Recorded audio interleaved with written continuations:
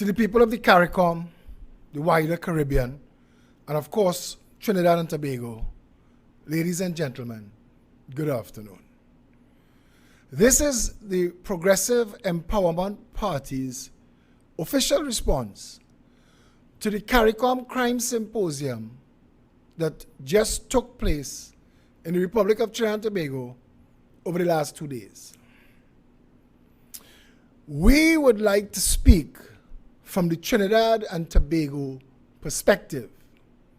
Having a CARICOM gathering to speak about different countries' failure to deal with crime brings it across as if the region is being assaulted. But it's not. Outside of the drug trade and those narco barons that may or may not have access to governments, and that's a conversation entirely by itself, and that could have been handled as a regional security issue by itself. Regionally, there are different reasons why we have crime, and there are different things that are done in each island to combat those crime issues. Trinidad and Tobago's violent crime problem is not part of any regional issue, and it certainly is not a public health issue.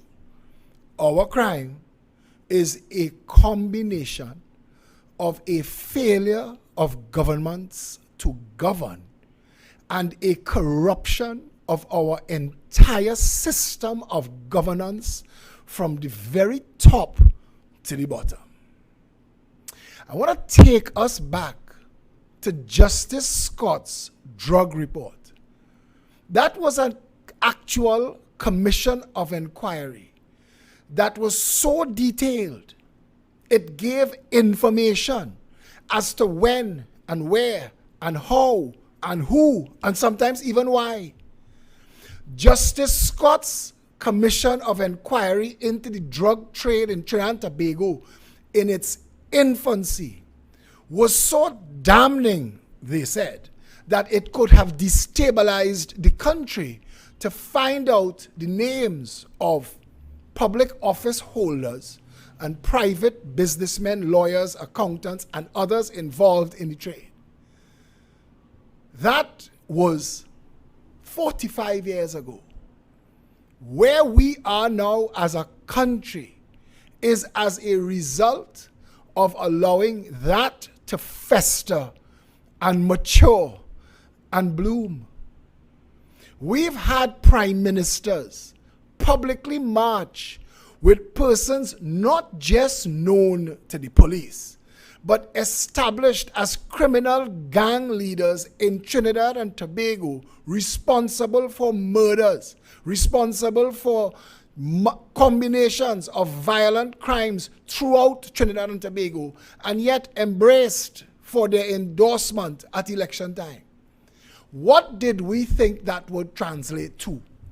We've had commissioners, plural, of police warn that governments courting criminal gangs and funding criminal gangs through make-work schemes, channeling URP, CPEP, and other funds to those same criminal gangs. Did they not think that that money could be used in the furtherance of criminal enterprise? I have some questions to ask the people representing Trinidad and Tobago in this CARICOM Crime Symposium. Why do we have crime? Why? Why do we have poverty that provides the human resource for crime? Journalists, columnists, psychologists, psychiatrists, activists have been speaking in this country for decades about the provision of the human resource that crime requires, because if that's not available, crime dries up. Organized crime at the criminal gang level dries up if the people at that level are not left languishing in poverty. Why would a country that was at one point to its CARICOM neighbors, and they should know this, we were the third wealthiest nation in the Western world per capita. We were a tiger of the Caribbean. Time magazine referred to us as that. Where did all of our money go? Where is it? And why wasn't it used to develop a functional society like Finland did, like Dubai did, like Singapore did, like Japan did, like countries all around the world, especially those countries that don't make news about violent crime? Trinidad and Tobago is a crime scene at the government level. Trinidad and Tobago is government being used for the furtherance of organized crime at the boardroom and stateroom level. All of the violent crime that we have as a nation are symptoms and fallout from that. Why do we have guns in Trinidad and Tobago? When we launched the Progressive Empowerment Party in 2017, it was hot on the heels of an announcement by the Prime Minister Keith Rowley that there were 37,000 illegal guns in this country. He never said, and the media never asked, how he came to such an exact figure. How did he know 37,000 illegal guns existed in Trinidad and Tobago? Who took that inventory? How? What was that estimation based on? And if it occurred over time, him as head of the National Security Council, why was nothing done? Us pushing at that issue over the years has forced into the conversation information like the head of our customs department saying they've not had a manpower improvement since 1962, and that they are unfunded, and that they have no equipment. The United States of America donated to this country scanners to be used on the ports to scan containers coming into the country. We've had petty and childish arguments about what could cause cancer and what could not work. Some have been misplaced, some are missing parts. But every single time the government is put into a position where it could take positive action to stop the flow of drugs and guns into the country, which, when combined with the human capital caused by poverty, is the recipe for all of our violent crime. Every single time the government has been given an opportunity to make itself functional, it deliberately fails. I don't want to go off on sidetracks, but our national insurance has been looted by government agents.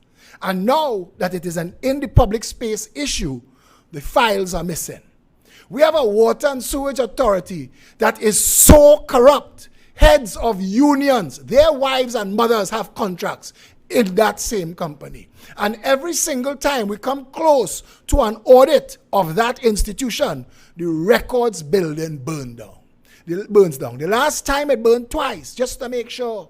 Trinidad is a corrupt and broken society from the top down. We've had an incestuous relationship between criminally corrupt businessmen, greedy businessmen at the top level of society, malleable politicians of questionable ethics and character, and lawyers and accountants willing to drive the getaway car, creating a contract mafia in Trinidad and Tobago that has facilitated the destruction of any chance of this being a lawful, law-abiding nation.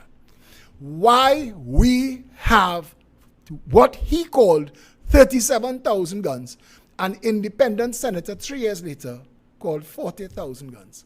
Nobody said the updated figure. How did we arrive at that?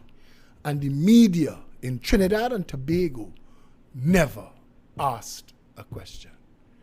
But why would we have guns? We don't manufacture guns. Why don't we secure our borders? Why can't we facilitate our agents of customs and excise to secure the legitimate ports? The money that was used to build Napa, $567 million, will never be recouped. That was a gift to China to come and build a shiny piece of nonsense in our capital city for us to pretend that we're putting bling on the national car of state. That's what we look like. We look like people who suddenly found some money and spend it stupidly. $567 million on Napa would have paid to bring customs and excise into the first world. $570 million spent on its equivalent in San Fernando, SAPA, which is even worse, which is not used. Neither of them are used. They will take 500 years to even break even, if that is possible. That is $1 billion there that could have been better spent on customs and excise to secure our legitimate ports of call. We have a Coast Guard that costs us billions of dollars in boats and ships that we buy and collect and park and rust. We loot them and strip them for parts. We sell them as heavy metal to recycle. We never use them to secure the nation. Every single time there's been a drug bust at sea around Trinidad and Tobago, it is somebody else did it. It's never our Coast Guard. Yet we spend $9 billion a year on law enforcement through national security. Our latest trend is murders are being committed with bullets from our army, our soldiers, our regiment, our whatever we calling them now. Our standing army is not capable of securing their own bullets. Bullets are showing up at murder scenes. Now, we want to be kind, so we are saying that somebody is either stealing or buying soldier bullets and using them in the commission of crimes.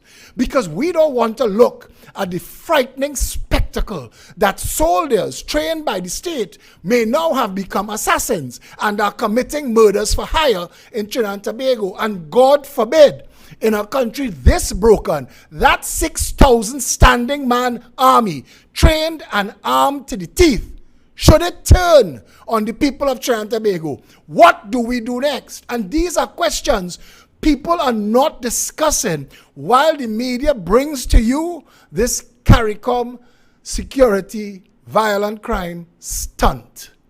We are in a broken nation. Ralph Gonsalves and Mia Motley were brought here for photo ops for Keith Rowley. Keith Rowley is either a con man or a madman. But I could tell you with certainty, he has no idea what he is doing. And he is surrounded by people less intelligent than himself.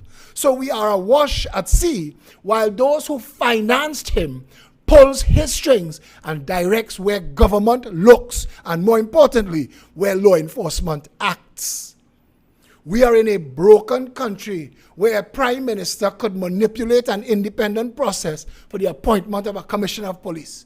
We are in a broken country where the prime minister could declare war on an independent director of public prosecutions because the prime minister doesn't like what the director of public prosecutions is doing if it disagrees with what the prime minister wants. Ralph Gonsalves and Mia Motley and the rest were brought here for a photo op. Ralph Gonsalves talking about no bail and the issues that he is raising better be for his country. Ralph Gonsalves may not be aware that in Trinidad and Tobago, a false arrest for murder could result in you languishing in overpopulated prisons, crowded beyond human rights acceptance for 50 plus years. Ralph Gonsalves may not be aware that our justice system is so broken, so failed, that at any point, we may not even be able to prosecute the ones that are already behind bars.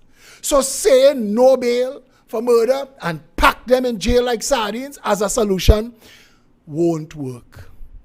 Why do we have drugs, narcotics, billions of dollars in illegal drugs have found themselves in Spain, in the Philippines, in Norfolk, Virginia, in Canada, La Tinta, Bonus Island, $600 million, one shot 40 years ago. Why aren't we talking about that? Senior Superintendent of Police today, 20 years ago, did a video for Vice where he spoke about the drug trade in Trinidad and Tobago. Bring everything back to this issue. We are willing to have a commission of inquiry into why 4 divers were allowed to die in a pipe. But we won't have a commission of inquiry into our justice system. We won't have a commission of inquiry into our banking system. We won't have a commission of inquiry into the drug trade in Trinidad and Tobago because it will throw high society down.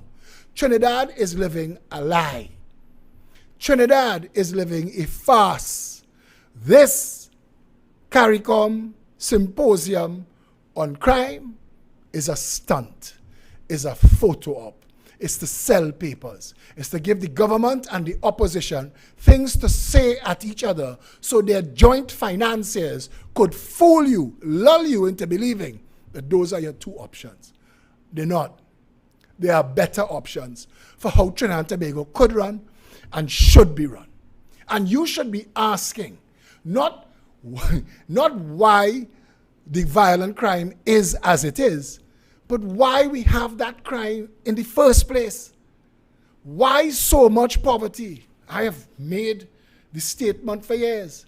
Morva, Beetham, Lavantil, Sealots, River Estate, Patna Village, Bagatelle, Covine, Rich Plain, Mason, Saganga, La Puerta, Abbey Pujad, Big Yard, Scorpion, Point Cumana, Never Dirty, Gonzales, Waterhole, Cocorite. That's just in Keith Rowley's constituency. That's just the top 3 constituencies of the PNM. That's just 3 of 41 constituencies in Trinidad and Tobago where hundreds of thousands of people live in mind-numbing poverty. Across the road from a development called Bayside Towers, 30,000 people live in a place called Cocorite. And one of Bayside Towers condominiums could buy the entire shack village of those 30,000 people. 4 lanes of roadway separate Cocorite from Bayside Towers. How do we explain that?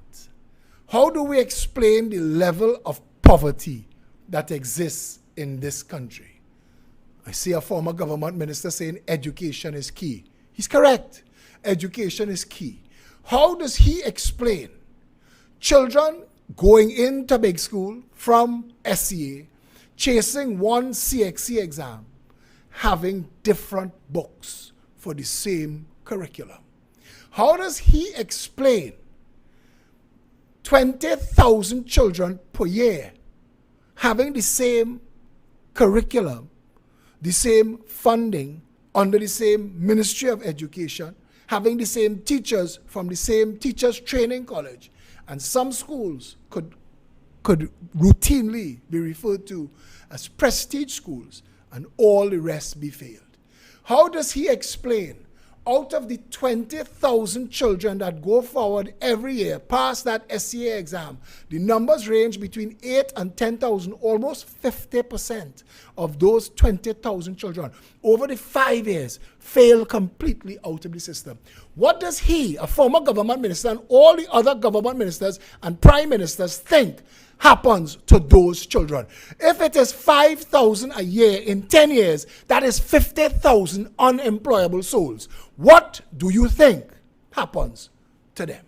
Where do they go to buy diapers and baby food? Where do they go to mind their family and put their family in a home? How do they do it in a country that treats food production and social development as afterthought ministries? Where do they go? Where do they go in a country where the Ministry of Social Development has a functional facility for the socially displaced, mentally ill on Duncan Street in Port of Spain that is without electricity 10 days now? 10 days. Human beings living in cages in the dark. What do they think happens to these people? What do they think happens to the people who are arrested and charged and put in jail, who can't afford bail, who can't afford a lawyer, who, if they were convicted of the matter they were arrested and charged for, would serve 2 years, 3 years, 5 years and come out? They're in jail 10 years, 15 years, and 20 years, longer than they should be, especially those who are wrongfully charged, because we have police officers who make mistakes, and we have police officers who deliberately misuse their power. What do we think becomes of those thousands of people after they demit that system? Trinidad and Tobago has more people behind bars convicted of nothing longer than they would have served if they were convicted. The last time the world faced something like that per capita, we called it a human rights atrocity. In Trinidad, business as usual. None of these political leaders, and I don't need Ralph Gonzalez, and I don't need Mia Motley in Trinidad business. I don't need the head of Bahamas. I don't need CARICOM here. I need a government of Trinidad and Tobago that's willing to face the reality that the solution to the problems that plague this country is mind-numbing poverty. It is the government carving up the state and handing it to its 1% financiers so that the price of food is through the roof. And you could get those workers to work for a minimum wage that is one step above slavery. People are barely able to survive. We don't just have a working class, we have a working poor. We don't have a middle class, we have a barely surviving. Trinidad is failing because of government. This is not a mental or a physical affliction. This is not a sickness or an illness that you could call public health. This is a failure to govern. This is a systemic failure. This is people in positions of authority that have been put in those positions of authority to facilitate corruption of the contract mafia that has looted that $3 trillion, the $3,000 billion that we as a nation should have in a bank account somewhere like Norway does. But we don't, because ours was stolen. And there is nothing in place to run this country as a real nation. So we will never be developed, we will never be first world, and we will only be a criminal enterprise from the top down until we vote ourselves a government that has the people's interests at heart. So what would a progressive empowerment party government do about crime? We would tackle poverty at the level of the person, of the voter.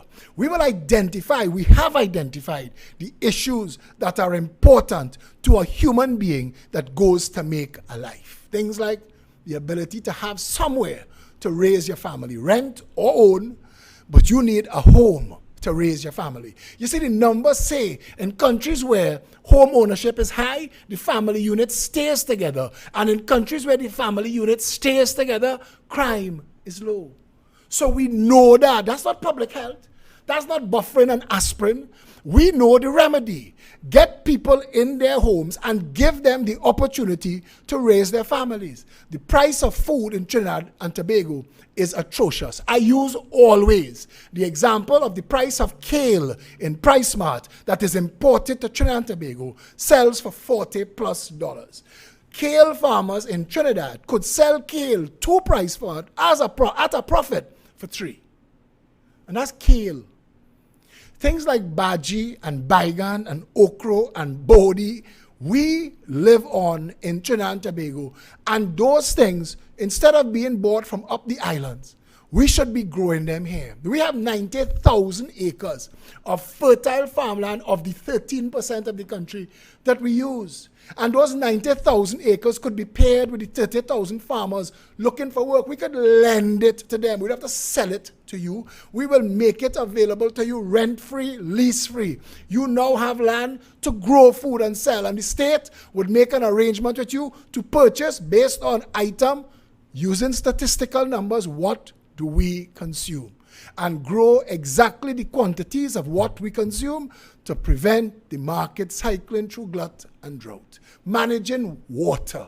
This country has a rainforest climate. Our failure to manage water has created a whole other criminal enterprise involved in the harvesting and selling of water. The Progressive Empowerment Party has a policy called capture, hold, treat, and distribute. Capture will end flooding, because to capture, you need to go where the water collects. So you sink your retention ponds and your underground ponds and your underground wells where water traditionally collects. And you use gravitational pumps to pump them to reservoirs. Capture, hold, treat, distribute. In the world, we know yachties live on boats that have to turn seawater into water. It has to turn water. They have, when you go on a spaceship and you go on the space shuttle, we've known this for 30 years, 40 years. There are tools called water makers. At a micro level, they exist at a macro level. Capture, hold, treat, distribute.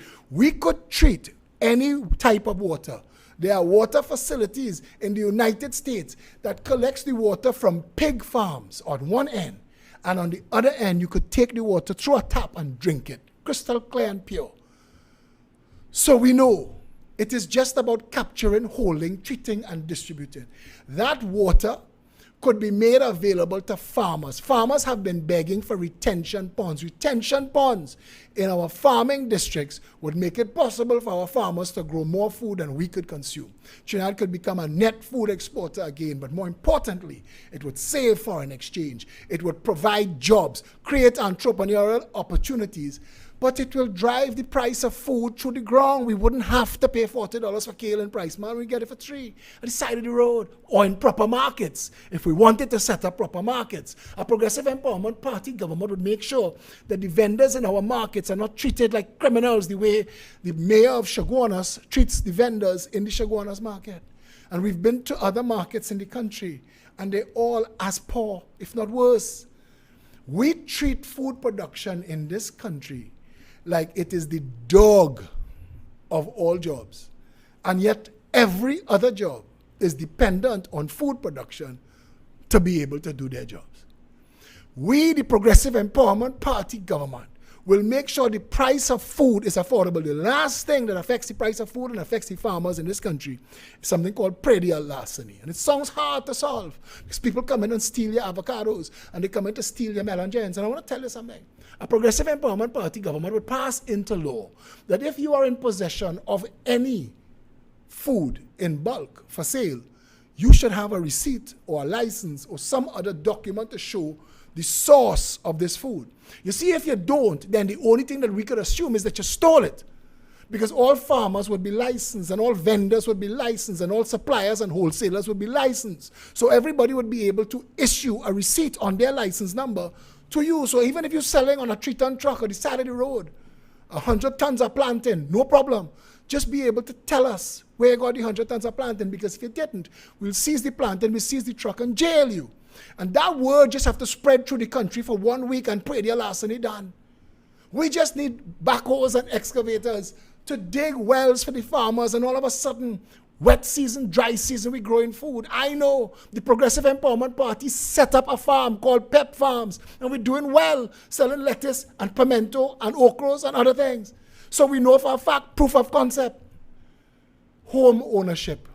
The Progressive Empowerment Party proposes 0 deposit, 0 interest for up to 30 years for somebody to own a home up to $1.5 million. That would mean even a minimum wage security guard or KFC French fry packer could own their own home, $300, $400, $500 a month installment.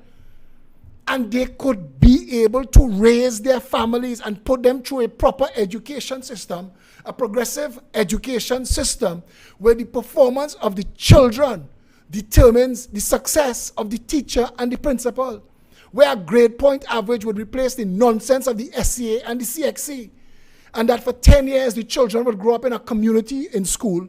And because their parents own homes and schools can be zoned, because no longer you're going to have prestige schools and failed schools, because all schools would be performing well and all children would have hope and opportunity, so that you could then send your children to school a block, 2 blocks, 3 streets from home. And what happens is, because children grow up and go to school in the community, it knits the community together. And I need you to understand this more than anything else. More than anything else, our policy is based on right-sizing our communities, because a nation is a collection of communities. And if you get all our communities to work, the nation will work. Home ownership, access to somewhere to live and raise your family safe and secure, affordable food, jobs. The government's first job should be jobs. We have high commissioners and ambassadors traveling the world, eating on taxpayers, drinking on taxpayers' sweat, that do nothing for Trinidad and Tobago. The Progressive Empowerment Party would recall all and have 5: Europe, Africa, Asia, the Americas, and the United Nations. Those 5 ambassadors from Trinidad and Tobago would have 2 jobs. Take Trinidad business to the world and bring foreign direct investment to Trinidad. And all don't have to be oil and gas. We could be doing business with everybody. We could be manufacturing dashboards for Mazda, fridge doors for Kelvinator. We could be making stereos for Samsung. Trinidad has massively talented people. You take a Trinidadian and drop them anywhere in the world, and they have to be a dedicated fool to succeed, to fail. Because everybody else that leaves this country boasts of their successes, given hope and opportunity. Jobs should be government's job one. So if you could tell the nation that anybody who wants a job could have one, and anybody who has a job and wants to own a home could own one, and that the price of food will be within reach, and that education would be available, then the last thing you need to fix is public health. And if we have functional public health facilities in all of our constituencies and communities, providing first world health care 24/7, 95% of the people who drive into any of our hospitals go there for accident and emergency care. So then we know that what we need are 41 accident and emergency facilities throughout the country with dedicated ambulances. So an ambulance is always within 9 minutes of anybody in Trinidad and Tobago. We could save lives.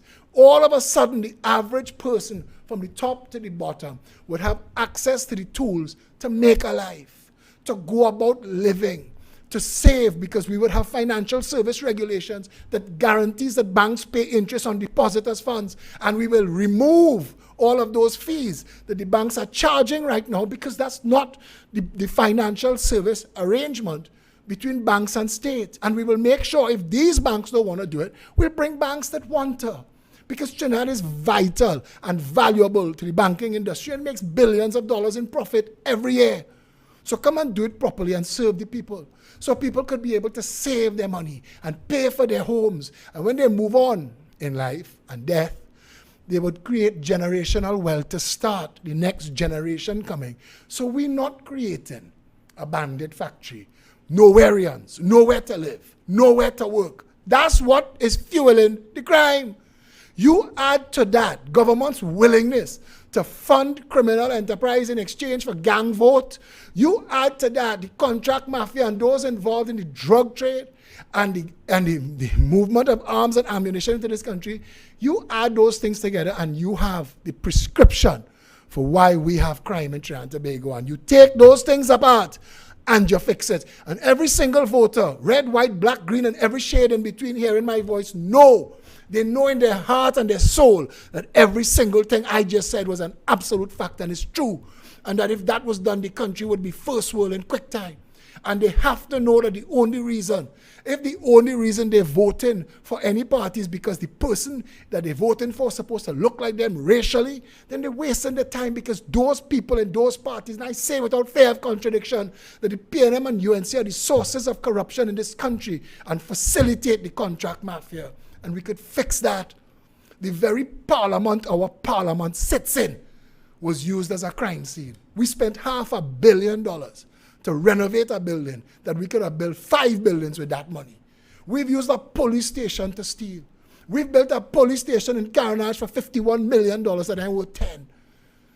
Trinidad is broken by deliberate design and facilitated by government corruption, harvesting taxpayers' dollars and using it for crime. You could fix that. That could fix. That is easy to fix. All of the rest of it is nonsense. We could fix Trinidad and Tobago if we stop being distracted by foolishness.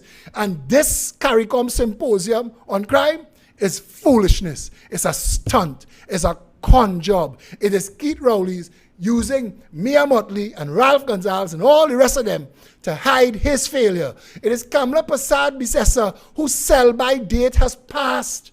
She is no longer an option. She doesn't have the ability. I stood before this camera here and spoken to you for as long as I did, straight from memory.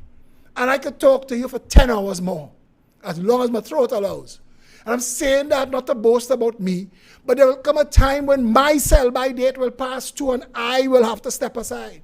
But for now, you must know that the political choices we have made in this country has been the reason we are where we are. This country has violent crime because the government wanted it to be so. And the day you vote yourself a government that has a vision for this country and its people, first world status, developed nation. I want you to know, when Singapore was ejected from Malaysia, they were the prostitution and drug capital of the Far East. A country 1/3 the size of Trinidad. They have no oil, they have no gas, they have no pitch lake, they have no nylon pool, they have no tourism, they have nothing.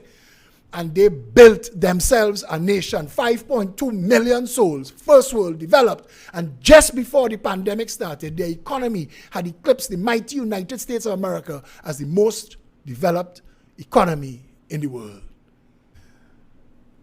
On the actual issue of crime and securing the country against those who would commit crime, even if the country was a first world developed nation, the Progressive Empowerment Party would first and foremost secure the borders in conjunction with international partners using the technologies of sonar buoys, drones, 360-degree radars. We had established a wall in the sea 3 miles out. Nothing would come into Trinidad and Tobago except through legitimate ports of call, which we would secure with immigrations and customs and law enforcement. All yachting marinas and every other place where a pleasure boat could just drive up, if it provides the facilities for people to leave and cross that line in the sea, those facilities would have to pay for customs, immigration, and law enforcement officers at their facility to make sure that nobody's bypassing the dragnet that secures the nation and secures the borders. We would work with customs and excise to unstuff every container on the port. Business will tell you that the port of Port of Spain is too small, and we agree. 90% of the container traffic that comes to the port of Port of Spain leaves Port of Spain and just contributes to traffic on Wrightson Road unnecessarily. We would move the port of Spain to Point Lisas in the acreage that has now been abandoned by all of the failed businesses that have abandoned Point Lisas. We will build a port in Point Lisas 10, 20 times the size of the port of Spain and provide multiples of bays and hire more customs officers to facilitate the unstuffing of all containers on the port. All workers on the port, especially those involved with the unstuffing of containers, would wear body cams, and we would have cameras, and we would view everything in plain sight and monitor, because we're going to take the drug trade seriously and we're going to take it down. We're going to make Trinidad so difficult to smuggle to and through that they're going to have to choose other ports of call. But we also need an internal affairs unit in the Trinidad and Tobago Police Service. We need an internal affairs unit of police officers whose job it is to prosecute corrupt and criminal police officers. That's important. That's what moved, that almost single-handedly moved New York City from the murder capital of the world to the tourist destination of the world. New York City in the 70s and 80s created a comic strip world of Gotham and Metropolis, and all those characters was New York trying to respond to itself as being a crime capital. It's not anymore. Its police service functions, and ours could too. I know, I deal with them. And they're willing to come and work with us. They're willing to provide the manpower to run an internal affairs unit so it can't be corrupted, and we can rotate them out so they don't stay too long and get accustomed and get inculcated in our corruptible society. These things could fix. Every argument they could raise, you could tell them, we could answer, and we could make it work.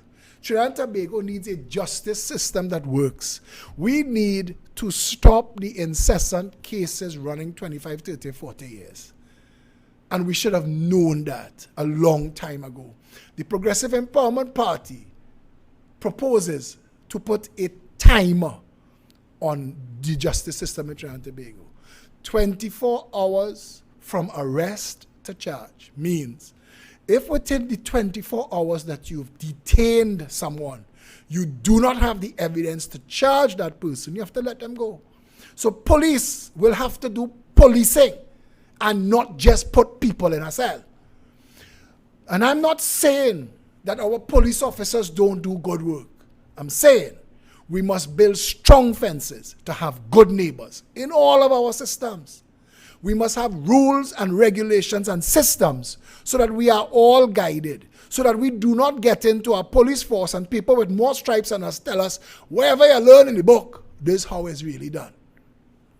It must work for all. 24 hours from arrest to charge or release. 6 months from charge to prosecution or the case collapses. That means that you have 6 months. A clock is ticking. From the moment you charge that person, you better be able to prosecute them within 6 months. We have a manpower shortage in the DPP's office, but we grinding out lawyers in this country every year from the law schools who can't get jobs. Let's take some of that money, like the $500 million we're spending building an overpass at Westmall that nobody needs and nobody wants. That $500 million, spend it on the Director of Public Prosecution's office. Put him in a safe location. That money could actually buy a building so we don't have to rent it from financiers of the PNM or the UNC. Buy the DPP a building and make him independent and give him the manpower that he needs. Give the Integrity Commission the manpower they need. Give them powers of search and seizure and arrest. That is what Trinidad and Tobago needs, so that we could start to fix the crime from the top down. 6 months from charge to prosecution. And once that case starts, you have 1 year for civil matters and up to 3 years for criminal matters. And the reason you want to put a timer on matters is so that the court system is not used to facilitate people who are collecting appearance fees for cases destined to go nowhere. If you are putting a charge on somebody's life, you better be able to follow through and prosecute it or let it go. This will end the nonsense of people in jail for 10, 15, 20 years longer than they should have been. This will end the nonsense of cases like the break-in that took place at Stevens and Johnson that took 25 years. Or the little girl who was raped in a police station by the ranking officer, that case took 17 years. That shouldn't happen. The judge, when a lawyer stands up and asks for the case to be adjourned, the judge needs to look to their assistant and ask, can we allow for an adjournment? No, we don't have the time. Sorry, carry on. My witness is not here. I could give you a bench warrant. We could send the police for your witness. You see, Trinidad could be run properly if we want Trinidad to be run properly. We have to want it, and we could fix it. Security borders, internal affairs unit, a functional justice system. Those things I'm just rattling them off. You're supposed to know this too. Everybody who's been through any of those systems in Trinidad and Tobago knows something is wrong. We could fix it. We could identify the problems in every avenue of state. And I want to tell you this, that crime is a function of poverty, greed, or the drug trade. Those three things. Petty crime, all those gun crimes, poverty. All the gun crimes that's shooting up for no reason, the drug trade. And everything else is just the greed of the corrupt feasting on Trinidad and Tobago. It's time to fix those things. If we have a crime plan, our crime plan starts at the redevelopment of our people, giving them hope and opportunity so that they could have a life outside of making bad choices. No child comes out of its mother wanting to be a criminal. We make it so. We, as a country, have to fix that.